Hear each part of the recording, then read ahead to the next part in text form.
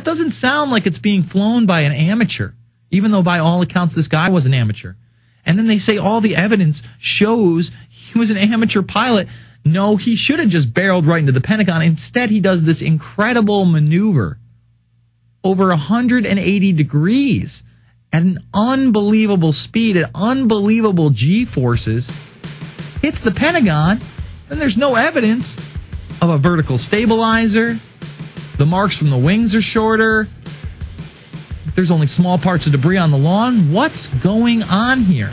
And the experiment they do is such a joke, folks. I mean, they admit it's a joke. They admit it in no way represents the Pentagon. We'll get to that in just a moment. It's the Infowarrior with Jason Bermas, back after this. You are tuned in to the Infowarrior with Jason Bermas, only at Infowars.com and streaming live via video over at prisonplanet.tv. We are going through this National Geographic hit piece from Monday evening, piece by piece, really breaking it down, showing you how much Johnny nonsense they could fit into a 2-hour program. So we're going to jump to this next clip, 1 hour and 16 minutes in.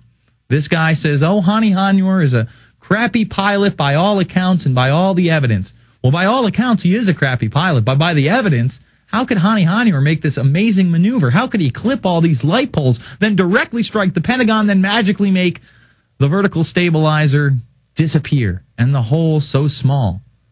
How could he do that? All right, let's hit it. We had people inside the building. They all reported no big pieces of an airplane. The government tells me it was Flight 77, but I haven't seen any serial numbers. I haven't seen any wreckage positively identified from Flight 77, and I don't think that Hani Hanyour could have pulled off the maneuver attributed to him. You know, he was basically just up there flailing around. I think the maneuvers, for lack of a better term, that he was performing, you know, proved him to be the crappy pilot that he, by all accounts, was. All right, let's stop it right there. Again, watch Loose Change Final Cut.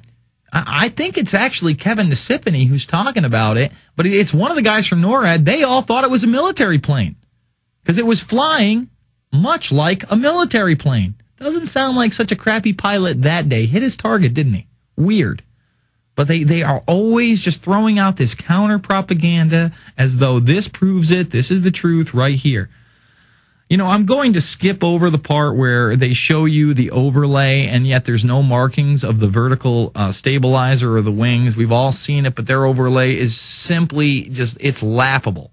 I want to jump to an hour 18:15 where the guy who's doing this next experiment admits that it has no relevance to the Pentagon whatsoever. He doesn't even claim that this is some kind of a scaled down model or it's the same material. Really, that it has any scientific relevance whatsoever to the Pentagon. All right, let's hit it. 1:18:15, guys. Consequence because the Pentagon was so heavily reinforced. Workers position a 4-ton steel backstop to prevent the 500-mile-per-hour sled from impacting the Pentagon target. We are not recreating the Pentagon. We just have some common building materials as our target. So I'm not claiming that this is a simulation of the actual event. I'm just trying to show the difference between a projectile striking and an explosive event. All right, let's stop it right there.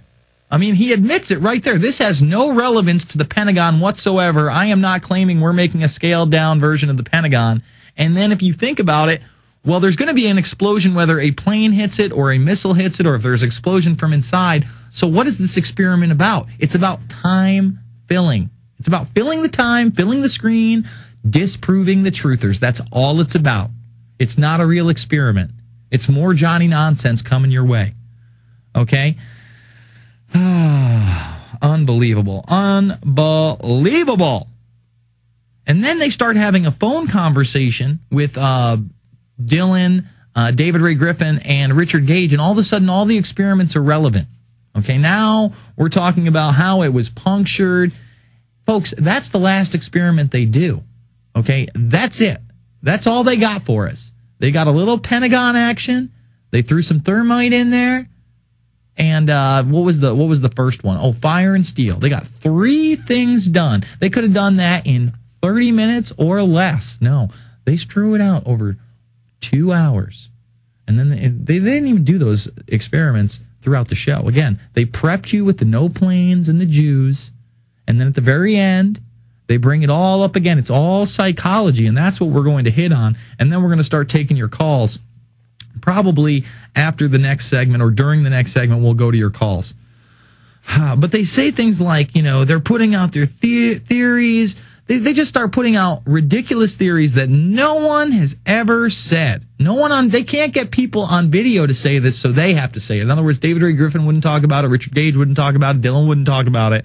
So they just start talking about it. Okay, we're going to start with that. We're going to really get into the psychology aspect, where if you start questioning your government, boy, you're paranoid and you need pills and you need medication. And that's what this Psychology Today article is about, this hit piece on Jones. He's a loner. He never got along with anybody. I mean, so what if someone didn't get along with people when they were growing up? I had a ton of friends. That doesn't mean I didn't have some loner aspects. Didn't mean I have the greatest childhood in the world. So what? How dare I question authority? That's not a good thing in a person. You bow down to your government. This is 1984 all over again. We'll be back after this. It's the Infowarrior with Jason Bermas slamming through this Nat Geo hit piece.